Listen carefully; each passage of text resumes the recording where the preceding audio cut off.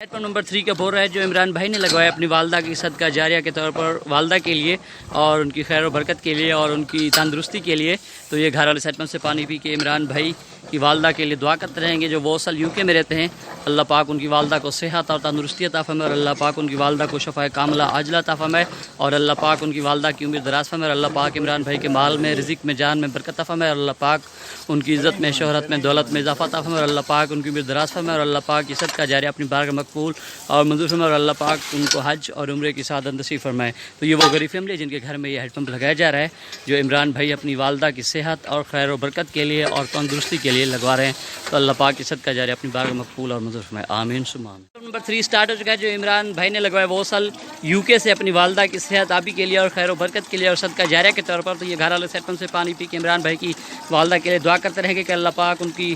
عزت میں شہرت میں دولت میں اضافہ عطا فرمائے اور اللہ پاک ان کی عمر دراز فرمائے اور اللہ پاک انہیں صحت اور تندرستی عطا فرمائے اور اللہ پاک انہیں شفاء کاملہ عاجلہ عطا فرمائے اور اللہ پاک کی صدقہ جاریہ اپنی بارگاہ مقبول اور منظور فرمائے. آمین ثم آمین. تو یہ وہ غریب فیملی جن کے گھر میں یہ ہیڈ پمپ لگایا گیا ہے جو صدقہ جاریہ اور خیر و برکت کے لیے لگایا گیا ہے. عمران بھائی نے لگوایا یہ